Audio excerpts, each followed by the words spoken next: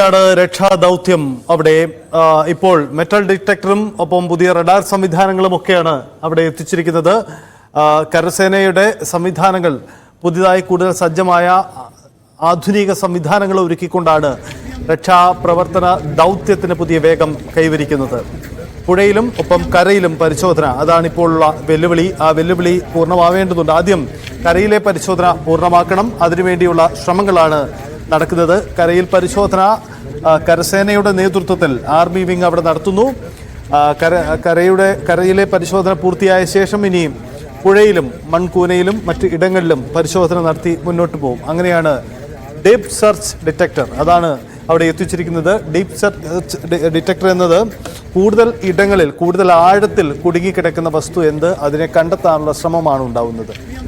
ലോഹപാളികൾ ഉണ്ടാവാം, മറ്റ് മെറ്റൽ വസ്തുക്കൾ ഉണ്ടാവാം, അതല്ലെങ്കിൽ മറ്റെന്തെങ്കിലും ഉണ്ടോ, ഇതൊക്കെ തിരിച്ചറിയുന്നതിന് വേണ്ടിയുള്ള സംവിധാനമാണ് ഒരുക്കുന്നത്. KV ബൈജു ഉണ്ട്. ബൈജു, ആർമി കൂടുതൽ സംവിധാനം അവിടെ ഒരുക്കുകയാണ് അല്ലേ? മെറ്റൽ ഡിറ്റക്ടർ പോലെ കൂടുതൽ ആഴങ്ങളിൽ കുടുങ്ങിക്കിടക്കുന്നത് കണ്ടെത്താനുള്ള പരിശോധന. എന്തായിരിക്കും അതിന്റെ ക്രമീകരണവും എപ്പോഴേക്കും ആ പരിശോധനകൾ ആരംഭിക്കും ബൈജു?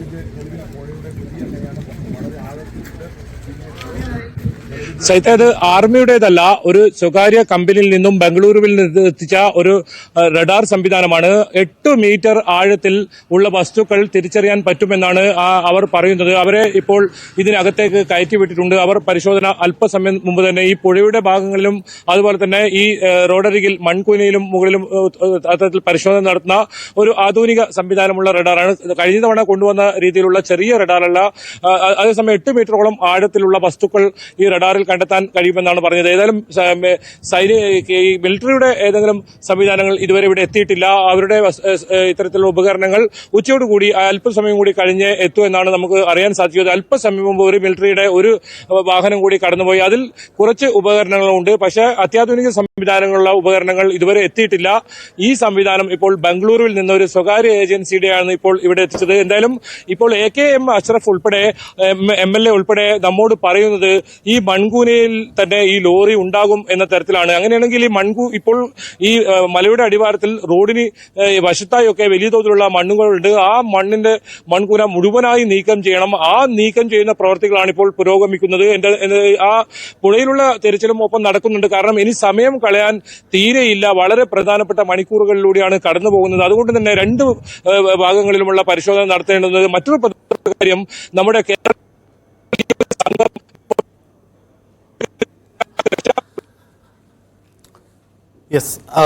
AKM അഷ്റഫ് പറയുന്നത് പോലെ നമുക്ക് പ്രതീക്ഷ മൺകൂനയിൽ തന്നെ വാഹനം ഉണ്ടാവാനുള്ള പ്രതീക്ഷ കൈവിടുന്നില്ല. ആ പ്രതീക്ഷയ്ക്ക് കൃത്യമായൊരു വ്യക്തത ഉണ്ടാക്കാൻ കഴിയുന്ന ഉപകരണങ്ങളാണ് അവിടെ എത്തിച്ചിരിക്കുന്നത്.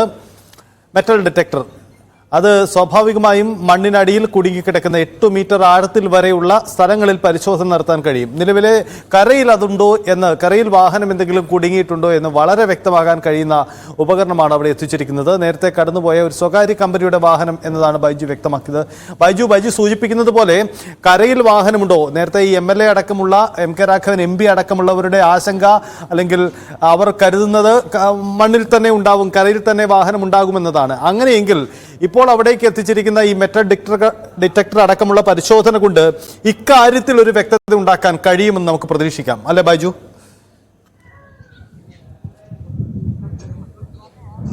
തീർച്ചയായും ഏത് സംവിധാനമാണെങ്കിലും അത് ആദ്യം എത്തുന്ന സംവിധാനം അത് ഫലപ്രദമായി ഉപയോഗിക്കുക.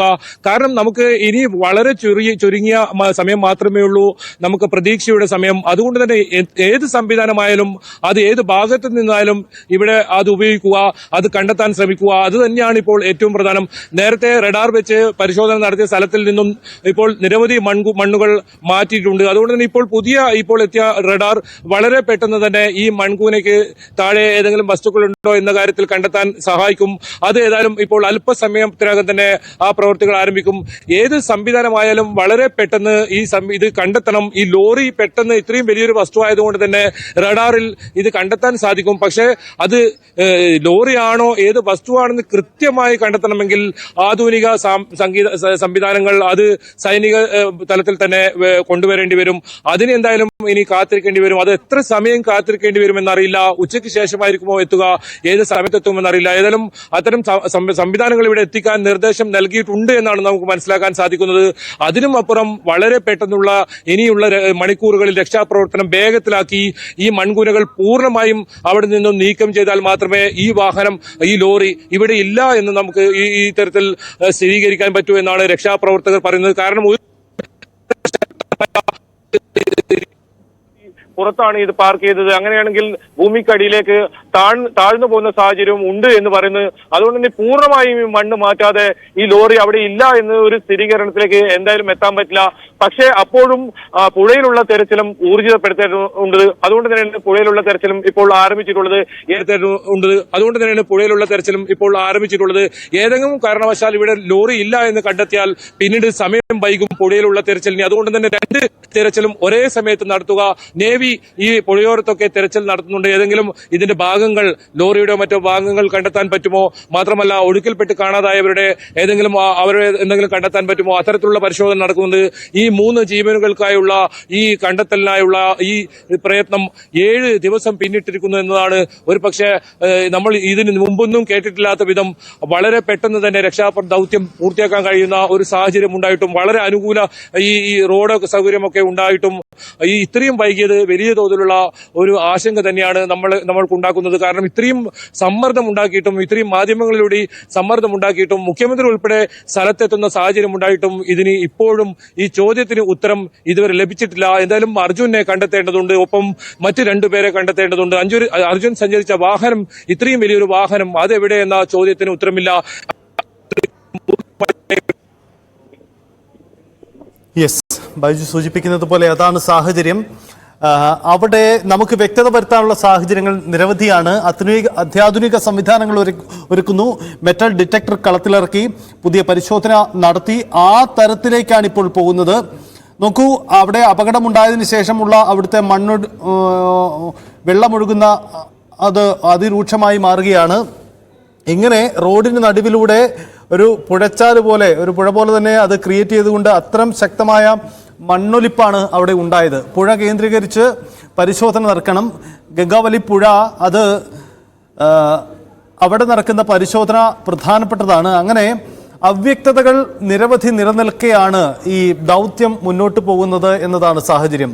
അർജുനായി 7ാം നാളിലും തെരച്ചിൽ പുരോഗമിക്കുമ്പോൾ അവ്യക്തതകളുണ്ട്. ഒന്ന്, മൺകൂനയിലാണോ വാഹനം ഉള്ളത്, അത് സംബന്ധിച്ച് പരിശോധന നടക്കുന്നു. മറ്റൊന്ന്, പുഴയിലും നടക്കുന്നു. കഴിഞ്ഞ ദിവസം വരെ കരയിൽ തന്നെ മണ്ണ് മാറ്റി തന്നെ ഇത് കണ്ടെത്താൻ കഴിയുമെന്ന പ്രതീക്ഷയിലാണ് മുന്നോട്ട് പോയത്. അങ്ങനെ ഒരു പ്രത്യേക ഫോക്കസ് അതിനുണ്ടായിരുന്നെങ്കിൽ ഇന്ന് വരുമ്പോൾ അത് പലയിടങ്ങളിൽ പല സാധ്യതകളിലേക്ക് തിരിഞ്ഞ് പരിശോധന നടത്തേണ്ടി വരുന്നു എന്നതാണ് ദുർഘടമായ സാഹചര്യം അവിടെ ഒരുക്കുന്നത് എന്നതാണ് അവസ്ഥ. എന്തായാലും ആ സ്ഥലങ്ങളിലെല്ലാം പരിശോധന നടക്കും. ഒരു വലിയ പ്രദേശം, വലിയൊരു ഏരിയയിലേക്ക് പൂർണ്ണമായും മണ്ണിടിഞ്ഞ് വീഴുകയാണ് ഉണ്ടായത്. അതുകൊണ്ട് വാഹനം എവിടെയുണ്ട് എന്ന സാധ്യത ആദ്യം മുതൽ തന്നെ അന്വേഷിച്ചു വരുന്നു. ഇതിനിടയിലാണ് ആദ്യമെത്തിയ റഡാർ സംവിധാനം ഉപയോഗിച്ച് ലോഹവസ്തുക്കളുടെ സിഗ്നൽ ലഭ്യമായത്. അത് ലോറിയുടെ തന്നെയെന്ന് ഉറപ്പിച്ചുകൊണ്ട് പിന്നീട് മണ്ണുമാറ്റൽ ആരംഭിക്കുകയായിരുന്നു. പക്ഷേ ലോറിയുടെ അവശിഷ്ടങ്ങളൊന്നും കണ്ടെത്താൻ അവിടെ നിന്നും ഇതുവരെ കഴിഞ്ഞില്ല.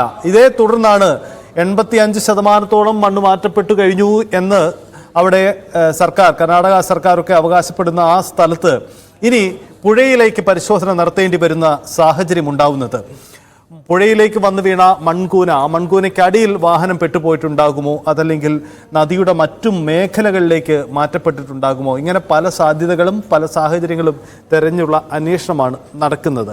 എന്തായാലും ഈ അന്വേഷണങ്ങളിൽ വളരെ വേഗത കൈവരിക്കേണ്ടതുണ്ട്. ഒരുപക്ഷെ സമീപകാലത്ത് രാജ്യം കാണാത്ത തരത്തിലുള്ള ഒരു രക്ഷാ ദൗത്യം ഏറ്റെടുക്കേണ്ടി വരുന്നു എന്നതാണ് ഈ ഇത്തരമൊരു സാഹചര്യം ഒരുക്കുന്നത്. പശ്ചിമഘട്ട മലനിരകളുടെ ഭാഗത്തുകൂടിയാണ് ഈ ദേശീയപാത കടന്നു പോകുന്നത്. ആ ദേശീയപാതയിൽ കാത്തിരുന്ന വലിയൊരു ദുരന്തം, ആ ദുരന്തമാണ് ഇത്തരമൊരു സാഹചര്യം ഒരുക്കിയത്. നേരത്തെ പ്രേക്ഷകർ കണ്ടിട്ടുണ്ടാവും സമൂഹ മാധ്യമങ്ങളിൽ പ്രചരിക്കുന്ന ഒരു ദൃശ്യം.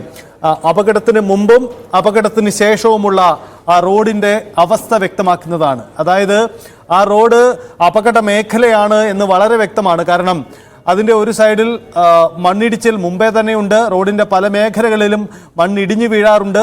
ഇതിൽ ഒരു വലിയ ശക്തമായ ഇടിച്ചിൽ ഉണ്ടായ സ്ഥലമാണ് ഈ മൂടപ്പെട്ട് പോയിരിക്കുന്നത്.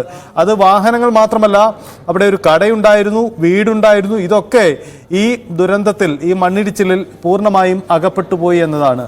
ആ പ്രദേശം എന്തായിരുന്നു, അതിൻ്റെ ഘടന തന്നെ മാറിപ്പോകുന്ന അവസ്ഥയിലേക്ക് മണ്ണിടിച്ചിലുണ്ടായി.